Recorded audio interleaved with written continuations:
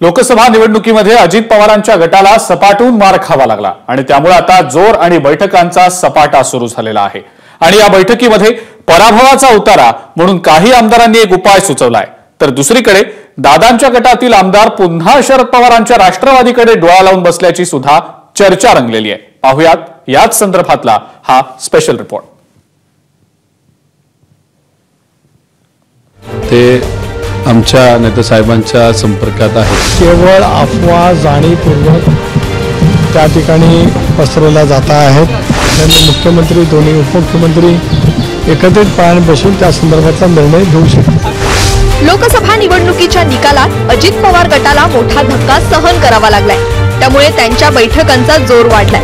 महाराष्ट्रातील राजकीय परिस्थिती बदलायची असेल तर मंत्रिमंडळ विस्तार हा उपाय असल्याचं दादांच्या गटातील आमदारांचं म्हणणं असल्याचं समजतंय। एबीपी माझाला मिळालेल्या सूत्रांच्या माहितीनुसार राज्यातील परिस्थिती बदलण्यासाठी मंत्रिमंडळ विस्ताराची मागणी, अजित पवार गटाची घटक पक्षांकडे विस्ताराची मागणी, दादांच्या गटाला एक कॅबिनेट एका राज्यमंत्रीपदाची अपेक्षा, अशी माहिती आता सूत्रांकडून मिळतेय। याबाबत आम्ही सुनील तटकरे यांना प्रश्न विचारला असता ते काय म्हणाले पाहूया। पक्षांनी भेटून मंत्रिमंडळाचा विस्तार लवकर केला पाहिजे, जेणेकरून ही परिस्थिती सुधारता येईल अशी काही मागणी झाली का? तशी चर्चा आज या ठिकाणी काही झालेली नाही, कारण या संदर्भामध्ये माननीय मुख्यमंत्री दोन्ही उपमुख्यमंत्री एकत्रितपणे बसून त्या संदर्भातला निर्णय घेऊ शकतात।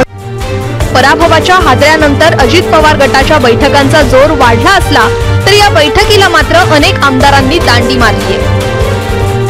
सुनील टिंगरे जे सध्या संपर्कातच नाहीयेत, धर्मराव आत्राम तब्येत बरी नसल्याचं त्यांनी कारण दिलंय, राजेंद्र शिंगणेंनी काकू पुतण्याचं निधन झाल्याचं कारण दिलंय, नरहरी झिरवळ सध्या परदेशात आहेत, तर अण्णा बनसोडेंनी वैयक्तिक कारण दिलंय।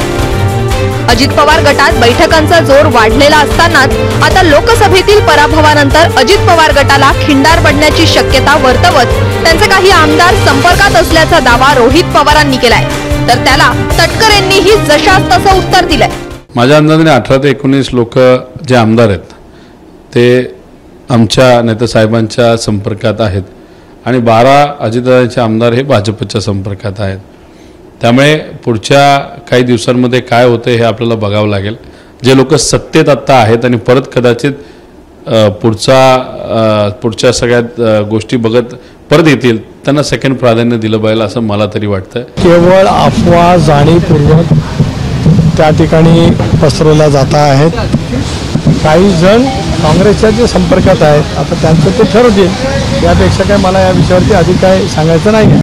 महाराष्ट्रात भाजपला म्हणावं तसं यश आलं नसल्याने त्याची जबाबदारी स्वीकारत देवेंद्र फडणवीसांनी सरकारमधून मोकळं करण्याची विनंती केली आहे, तर दुसरीकडे अजित पवार गटात पराभवाच्या हादऱ्यानंतर खलबतांना वेग आलाय आणि मंत्रिमंडळ विस्ताराच्या मागणीला जोर धरल्याचं बोललं जात आहे। त्यामुळे येत्या काळात नेमक्या काय राजकीय उलटापालथी होत आहेत याकडे महाराष्ट्राचे डोळे लागले आहेत। ब्युरो रिपोर्ट, एबीपी माझा। बघा नीट।